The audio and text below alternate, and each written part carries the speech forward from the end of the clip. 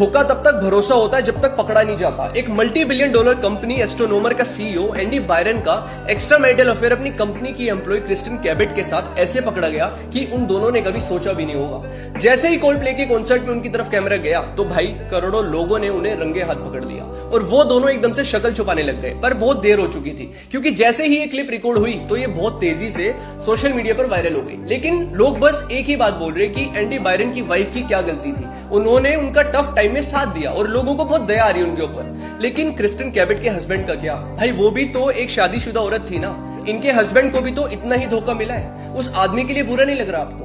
अभी किस मुंह से ये दोनों घर गए होंगे, अपने पार्टनर से माफी मांग रहे होंगे, लेकिन ये माफी जब मांगी जा रही है जब तुम पकड़े जा चुके हो। अब पकड़े जाने के बाद इस माफी की क्या ही अहमियत रह गई।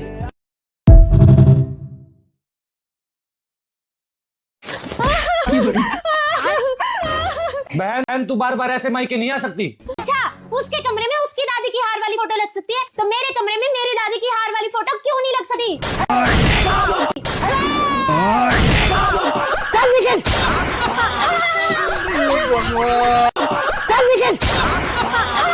लो बेटा। अरे नहीं नहीं आंटी, इसकी जरूरत नहीं है। अरे तुम लो बेटा। आंटी जी मैं नहीं लेती। अरे लो आधे आधे बांट लेना, आधे बांट लेना बेटा, आधे आधे।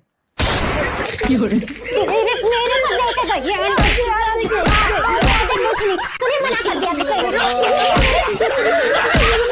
बहू, हाँ जी मम्मी जी। बेटा आज भिंडी की सब्जी बना लियो। भिंडी क्यों नहीं आती? नहीं आती है। भिंडी कहाँ है? वो तो छत पे सूख रही है मम्मी जी। नलायक, छत पे भिंडी कौन सुखाता है? तू मसाला बना, मैं भिंडी।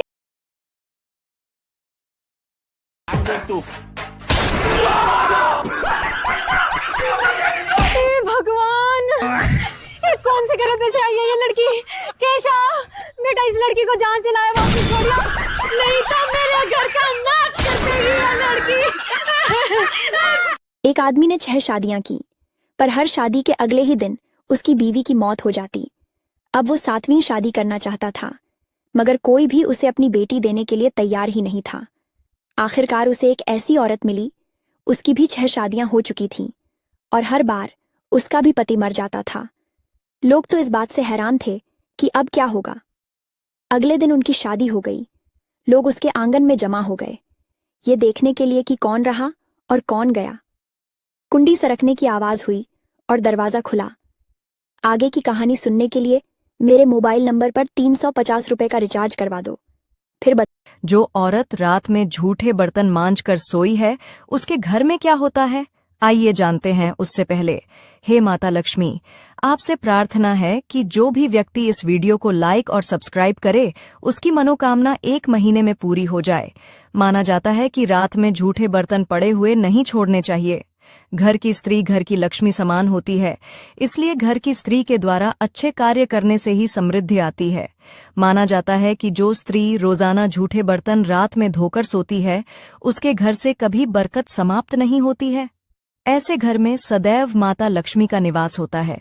रसोई घर में मौजूद सिंक रात में साफ अवस्था में होनी चाहिए, उसमें जूठन पड़ी हुई नहीं रहनी चाहिए। हमारे अपने ही हमें इतना दर्द देते हैं कि गैरों को भी शर्म आ जाए। दिल अगर उदास हो तो दुनिया की रौनक भी जहर लगती है। माफी गलतियों की होती है, किसी के साथ गलत करने की नहीं।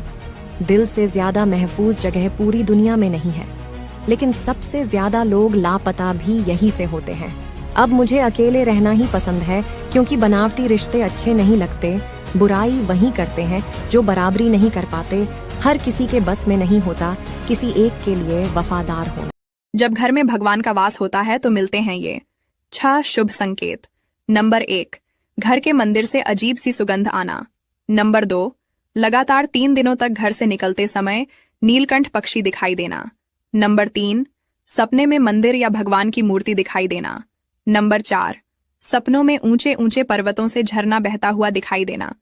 नंबर 5, पूजा करते समय द्वार पर कुत्ता, बिल्ली, गाय या भिक्षु या किसी अतिथि का आना। नंबर 6, कहीं जाते समय रास्ते में घर के बाहर किसी महिला का झाड़ू लगाते हुआ दिखना। हे प्रभु, उसकी रातों रात किस्मत चमक जाए। जो आज हर हर महादेव लिखकर चैनल को लाइक सब्सक्राइब जरूर। मरते दम तक ये 3 बातें किसी को मत बताना। लेकिन आप लोग वीडियो तो देख लेते हैं पर लाइक और चैनल को सब्सक्राइब नहीं करते हैं, तो पहले लाइक और सब्सक्राइब जरूर कर दीजिए। चलिए वीडियो शुरू करते हैं। नंबर 1, जब लोग तुम्हारा इनकम पूछे तो सही मत बताना, क्योंकि लोग इस वक्त हिसाब लगा रहे होते हैं कि इज्जत कितना दूं। नंबर 2, अपने घर का प्रॉब्लम पड़ोसी को तो छोड़ो, अपने रिश्तेदारों को भी मत बताना। नंबर 3, अपनी कमजोरी किसी को मत बताना, क्योंकि लोग इसका गलत